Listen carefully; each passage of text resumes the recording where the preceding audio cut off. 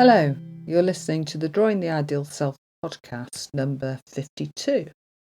Today's episode will involve looking at a paper by Mike Bender and Sally Robbins. You will know Sally from the personal construct psychology work in the Coventry Constructivist Centre, and she facilitates both the foundation course and the CPD sessions. If you'd like to hear more about Sally and her PCP work, you will find there's an episode of the podcast about her. If you want to find that episode quickly, the best way to do that is to download the booklet that I have on my website, which is really a self-learning tool for getting through the podcasts, so that the information in them is put together under different headings so that you can make your own path for learning.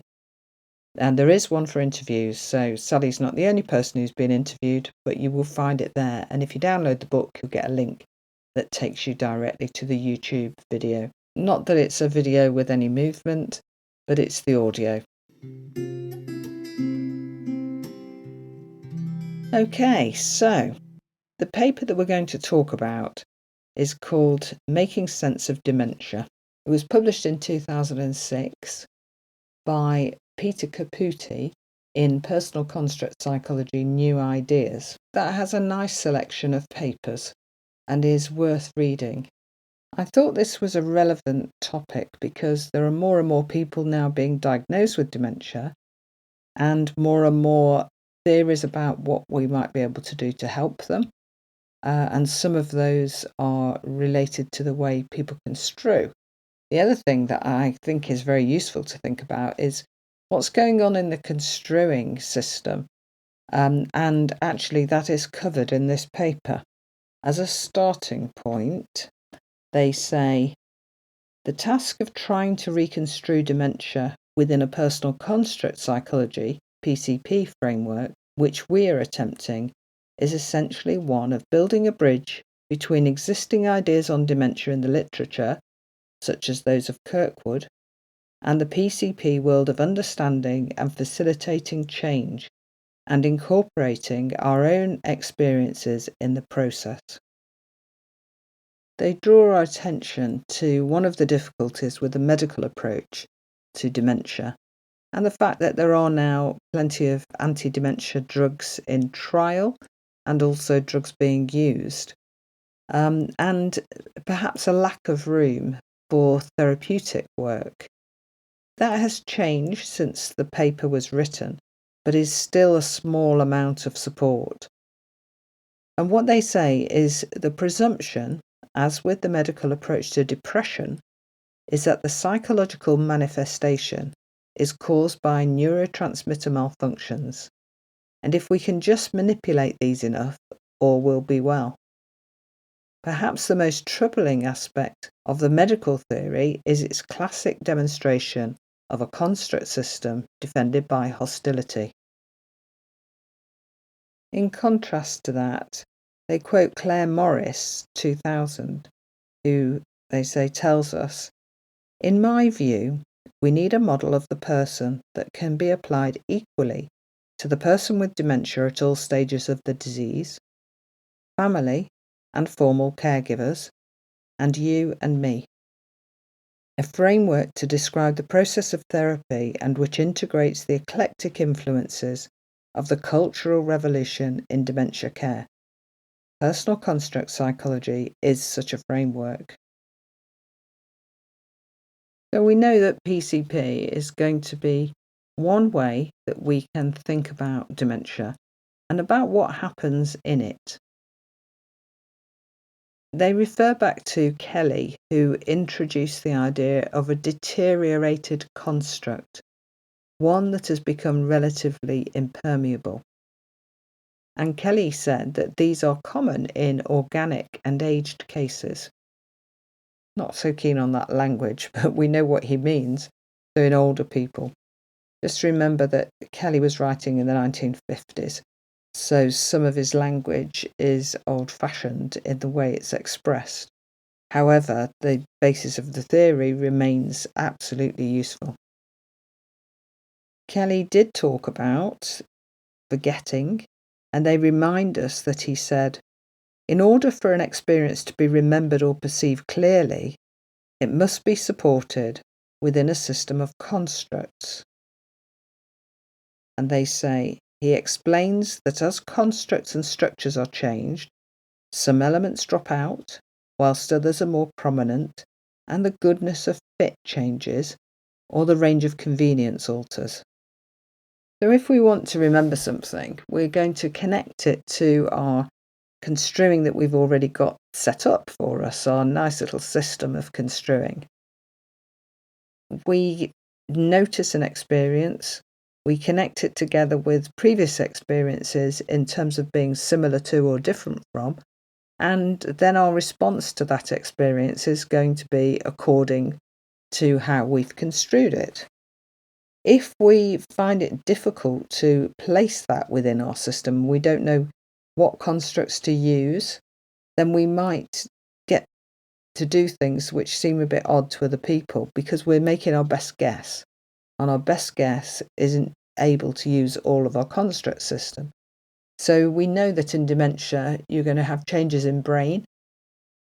Some of those changes might be interfering with connections between things. So some areas don't connect up together very well. So it might be that spatial skills are affected. It could be that language is very affected. Different people will have a different pattern. But what we know is that dementias cause changes in brain.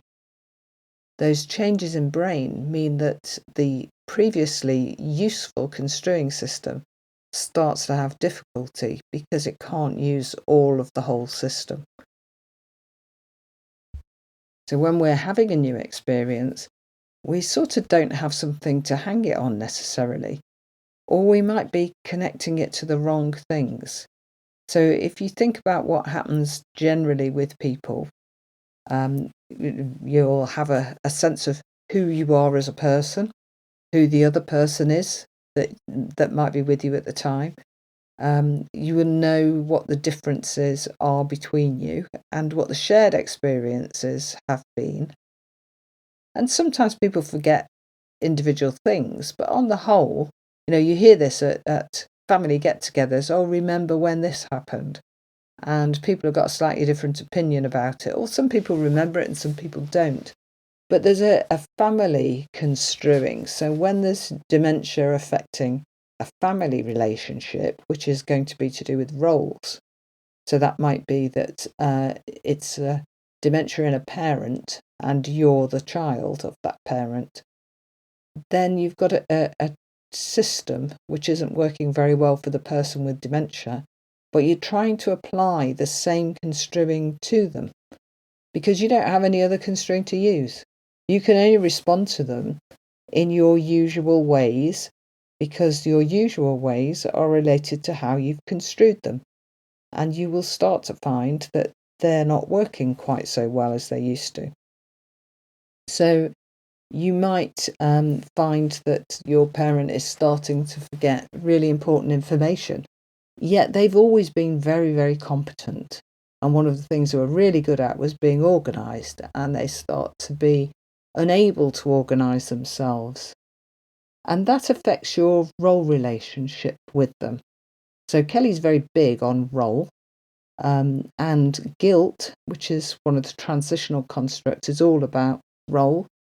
So we have a role with somebody, and when we're in role with them, so in this case it might be parent and child, we will be responding to them within that role. So we'll have a kind of set of construing that is about our relationship. So it'll be kind of, I am like this, you're different because you're like that. We've got some shared experiences. We've also got some important differences between us. And this is how we fit into the family. And things to do with fitting into families, birth order is very important. Also connections, who gets on with who best, particularly if there's more than one child. Can a person with dementia any longer construe the connections between their children, and who can spend time with a different one without any problems, or who always falls out? Those kind of relationships we take for granted very much. but they are there. And as the person with dementia's construing deteriorates, they may not be able to make sense of some of those things. And they also may not realise if they've had a particularly close relationship with one of the family, they might not realise that that's been the case. Quite often people don't remember in the later stages who their relatives are and where they fit within the family. If they don't, they're going to experience quite a lot of stress in their system, which will come out probably as fear or, in extreme versions, as threat or hostility. So, from a PCP point of view, anxiety is about not being able to construe the kind of immediate, not so important constructs, maybe. So, it might be that they can't construe whether something is a television or not. That isn't really such a big thing, as long as they can still construe a room and the other things in it.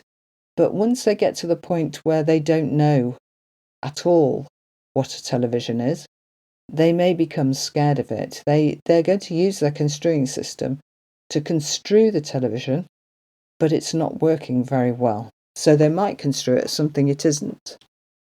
There's a really interesting book by Wendy Mitchell called Somebody I Used to Know about her experience of having early onset dementia. It's quite eye-opening if you don't know much about dementia, because she talks about some of the difficulties which were really, really practical that she faced about being in her home, getting around.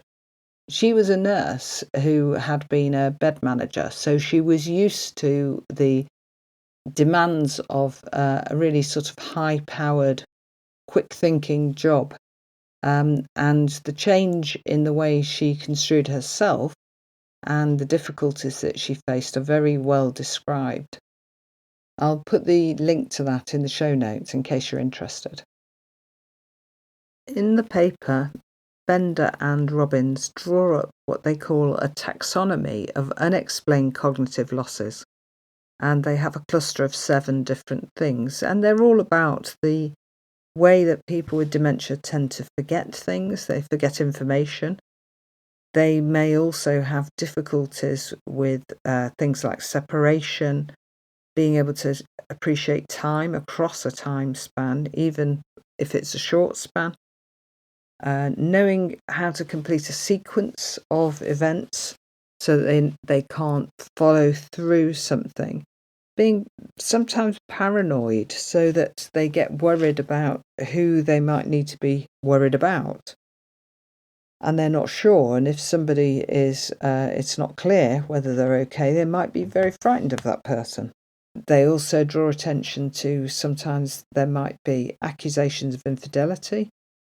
And then the social withdrawal that comes with a flatness of affect, so that the person doesn't really respond in the ways that they used to emotionally, so that they might not greet good news with the same level of excitement.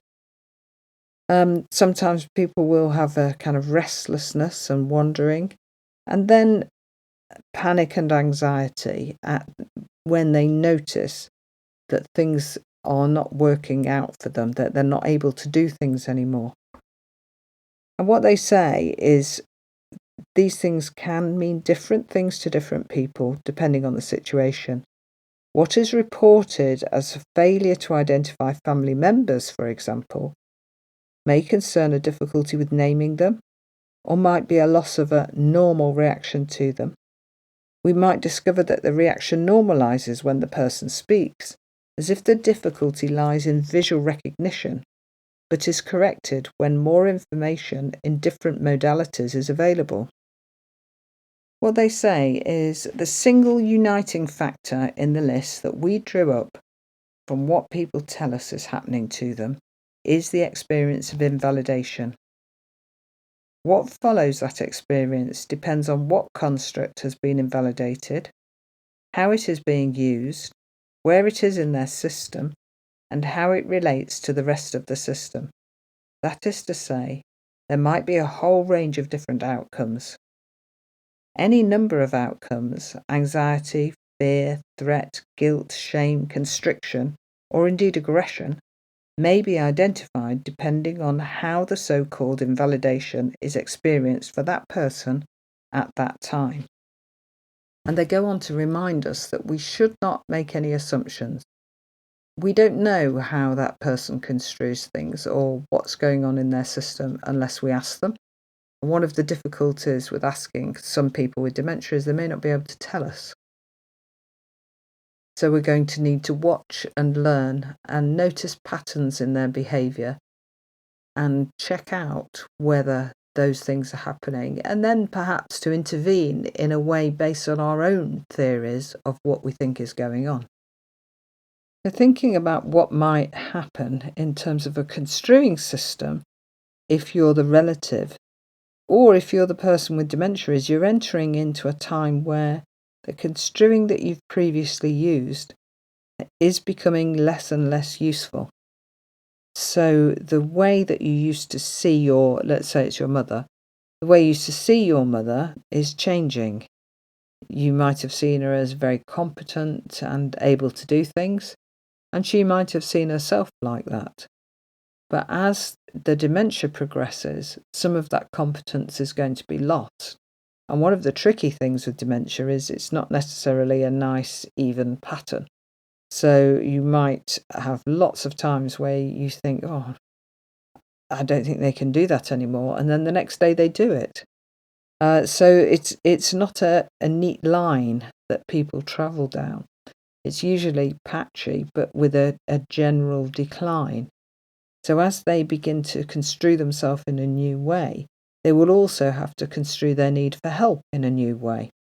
And most of us, if we're looking after parents, will have had that difficult time where we're looking after a parent who has previously been looking after us, and we're then switching roles, and that can be extremely uncomfortable for people.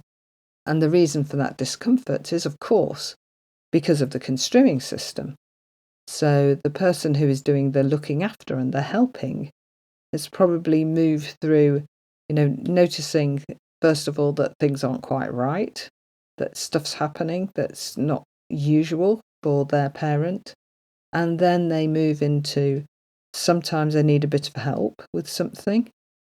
And then gradually they realise that actually there aren't any more things that they're learning for themselves. So you have to help them with learning. And then the forgetting becomes bigger and bigger. And the more forgetting happens, the more likely it is that the caring increases.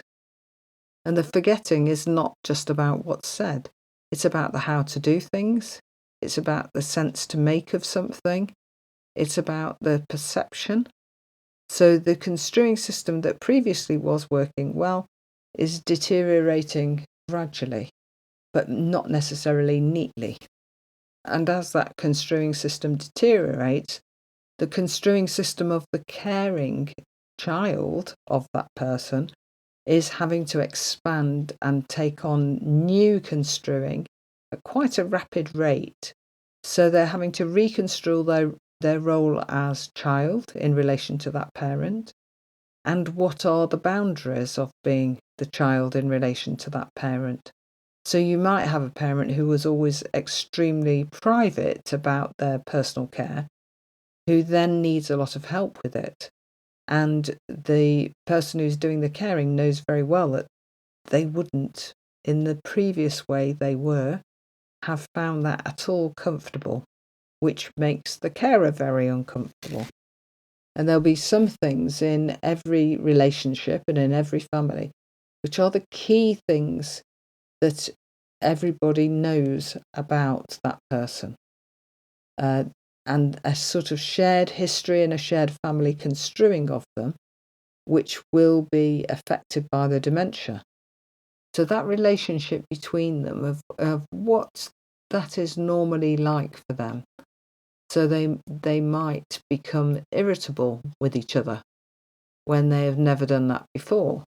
They might also become very, very indulgent and caring. It could be any direction. But what we would expect is to be some change in the way they're construing each other. And for the person doing the supporting, that's probably going to be quite difficult to do, as their construing system has to expand quite rapidly. So they'll have to be on their toes, finding new things and noticing all the time. That's pretty tiring. So, when people have a baby, they're exhausted. It's a bit like that. So developing a new part to your construing system. And that's the construing of yourself as a carer of a person with dementia, or a son or daughter of a parent with dementia. And that's going to be new kinds of constructs. Some of those you may be able to take from other places that in your life, if you've ever had those kind of roles before. But this is in relation to a particular person. So if it's in relation to a parent, you probably won't have had those before unless your parent has had periods of severe illness or disability. And you will have to develop some new construing of yourself in relation to that parent. And for the parent, they're not any longer sure of what it is their boundaries are between you two. So they might seem to do things which are irritating, like telephoning you all the time to ask you the same thing again, or asking you whether you're going to come and see them and you've only just got home. So they're not sure where you fit with things, and they might not be able to relate to you in time. What Bender and Robbins were saying is that this deteriorated construct or deteriorated constructs are constructs that aren't working properly for the person anymore. And we know from the psychological theory of personal construct what a construct is. So it tells you what something is, but also tells you what it isn't. So let's say happy compared with sad. So the sad is what it isn't. So you describe someone as happy, and as long as you're clear about that, you can help people to understand it. One of the things that can happen with a construct when it deteriorates is it ceases to function really well for you. So it might become sort of inconsistent and too loose, or it might become really, really tight so that everything is construed in that kind of way. And you can see this sometimes in some kinds of dementia where people become sort of promiscuous, and they develop a sexual attraction to lots of different people.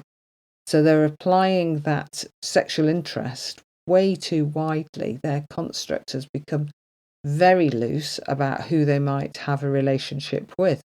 And that can make them very difficult to care for. The other thing that could happen is their constraint becomes very, very tight in relation to some things. So they can't adapt to a new situation. So they may be able to do up coats with a zip, but they have not been able to construe any longer that there are alternative fastenings for coats, that you might have buttons, or you might have toggles, or you might have Velcro. And it becomes quite complicated when they're getting dressed because they're trying to zip up a coat that has no zip. And constructs might become impermeable. So a permeable construct is one that can be used to, if you like, to take in new elements. So if you've got a construct of red and someone gives you a new pen, you can say, oh yeah, that's a red pen. And it'll be a different shade of red from another red pen, and another red pen, and another red pen, or a red sunshine, or a red something else, a red jumper. They're all different kinds of red, and your construct of red is, if you like, big enough to take in lots of different elements. If your permeability deteriorates, then a new experience can't be construed like that. So you might become rigid with what you do when, and rely on reminders and clocks and timers to tell you when to do everything. And unless something happens at a particular time, it doesn't happen at all. So if somebody goes out Let's say they go out to a carer group and they come back and the bus is delayed, so the minibus gets them back later. Then they don't eat their dinner because it's now 2:00. And for most people, the important thing would be you can eat your dinner at any time. Normally you have it at 12, but it doesn't matter if it's going to be late. But it's still your dinner. For somebody with dementia who is having trouble with their permeability, that might not be okay. That dinner can't be eaten at any other time. You might rely for your construing on sort of general impressions. So that construing is more superordinate rather than subordinate. So if you think of an example of that, that we know that we can wash our hair in the shower, and hair washing can be done with a variety of liquids, but the one that works best is shampoo. A person with dementia might have a focus on that superordinate washing hair rather than the shampoo, and they then might use shower cleaner to wash their hair because they were focused on the fact that they must wash their hair today and they want to wash their hair today rather than on what they were washing it with. For most people, if there wasn't any shampoo there, they wouldn't do it anymore, and then they would wait until they could get some. When you think about what's involved in construing, for some things it's a whole lot of information that we piece together, and amazingly we manage to do that very, very well and very quickly most of the time. My dad had Parkinson's and he was developing a little bit of dementia, but he wasn't too bad. And we went to his house and he'd had a freezer. And he was tidying up the kitchen to try and put everything away before we arrived. And he put the lettuce in the freezer. Now, all it does is send it to mush. A bit like if you keep your lettuce too long in the fridge. But in order to know that, you first of all got to know something about lettuces and their leaves and what kind of leaves can't go in a freezer. You've got to know something about freezers. You've got to be able to distinguish between a freezer and a fridge to look at it. You've got to be able to think about what a freezer does and how long you could leave something in there if it's the wrong kind of thing. It's really quite tricky. So not surprisingly, people make a lot of mistakes. And those mistakes can be extremely distressing to other people. So for the person who's done it, they may be upset that they've done something and it didn't work out to be right. But for the people watching, it has all kinds of extra implications. It's also, where will this lead? Are we on a slippery slope? And is this person going to deteriorate quickly? Is this a terrible sign? Would they have done this same thing if they didn't have dementia? I don't know, to be honest. If my dad would have put the lettuce in the fridge rather than the freezer, he might still have just been tidying up and not paying attention. But because we knew he had Parkinson's, it had a different significance to us. So, we're more alert and looking out for things, and that will happen as well. So what might be an ordinary variation in somebody's behaviour, it all becomes to do with the dementia and watching out for deteriorations. And one of the reasons for the watching out is that we know that you don't really recover from dementia. Once you take a next step down, it's hard to think that people can actually get back up. That doesn't really happen. But what may happen is you go down inconsistently. So the memory is failing, the construing is failing, but it's not all failing at once, and it's not all failing every day. So that makes it quite tricky because then you can't predict somebody. And if you think about personal construct psychology, it's all about the anticipation of our experiences.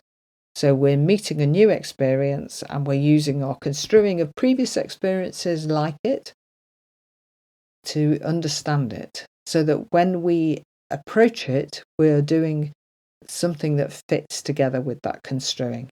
And usually we get by pretty well with that. But with somebody with dementia, we may not get by very well because they might start doing things that are very unpredictable. And then we find that we are very stressed and maybe fearful because lots of our own construing system is being challenged. And it isn't working very well for us because now we don't know what our mum's going to do. We don't know whether we can leave her for an hour or not. We don't know whether it's safer for her to ride a bike. We don't know whether it's okay for her to mow the lawn or to go to Sainsbury's or whatever else that she might do. Ordinary everyday things. But because our construing has been invalidated a few times, we get a bit nervy about that and watching out for the next time. And we're trying to make sense all the time and pick up patterns. And sometimes we might be construing in a way that is drawing our construing system towards construing our relative as less able than they actually are. And that can be quite hard too. So wanting to support somebody in the most efficient way might not be the way that they like to be supported, and we might be pushing them a bit too hard or taking away their independence when actually they could manage with that. There's somebody I know who has a carer come in to help him get dressed and go to activities. Now, when the carer arrives, if he's not dressed at all, it's going to be a very slow process getting dressed because he can still dress himself.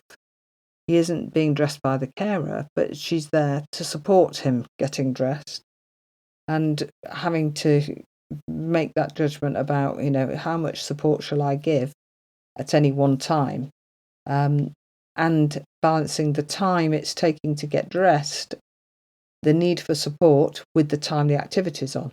So can we get there in time if I allow the person to go their own way and do it themselves? And we'll be aware of all those kind of tensions. You might want to take your relative with dementia to the supermarket, but you might not be prepared for how long it's going to take you compared with how you normally go. So you might end up pushing them too quickly to make decisions about what they're going to eat, and then the whole thing might become too stressful. So Kelly's great because he can help us to understand these things, what's going on in the construing system for the child of the parent who's got dementia. Their construing system is expanding. They're developing new constructs. They're developing those constructs in relation to the new experiences they're having, and those constructs will have implications. For the person who's got dementia, their construct system isn't working very well for them anymore, and there'll be times when they're aware of that and times when they're not.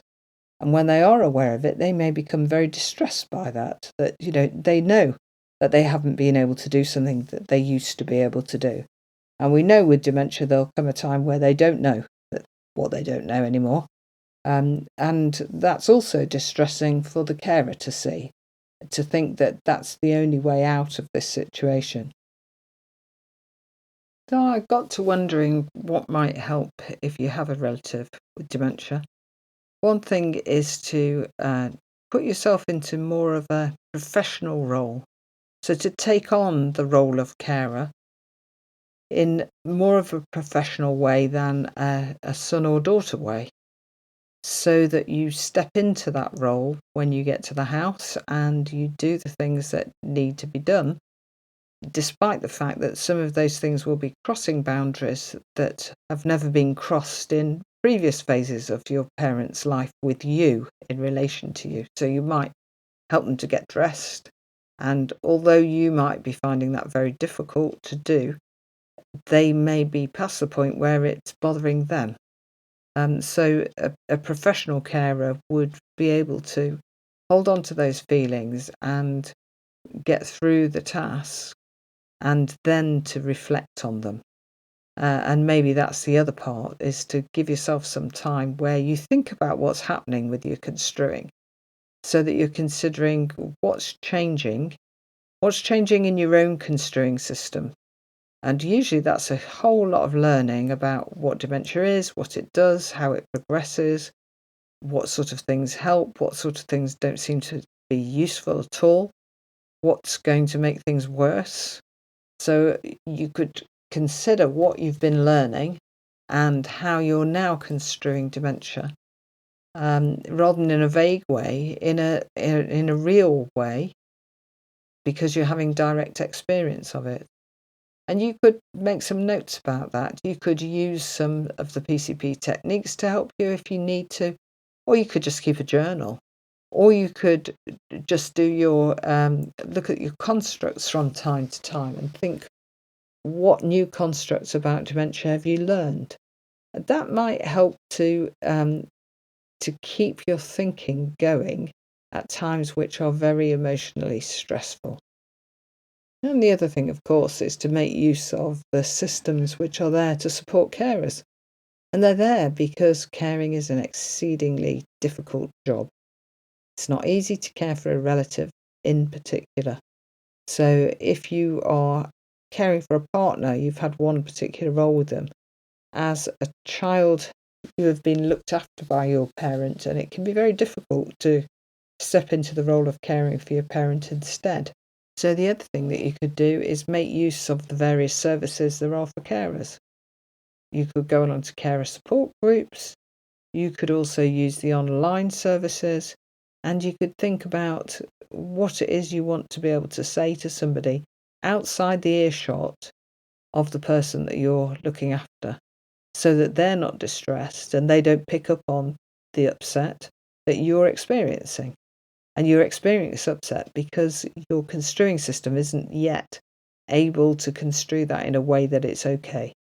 And realistically, with dementia, that's pretty hard to do because it's such a devastating illness. So taking offers of support might be very helpful to do as well. Okay, so that's all for today. Maybe that's been a bit of a heavy thing to think about, but actually PCP can be used when we are distressed and upset about things, so it can be very helpful. So applying PCP to times when we're facing adversity is just as important as explaining times that are about our clients facing adversity. So I will see you again next month. Okay, bye.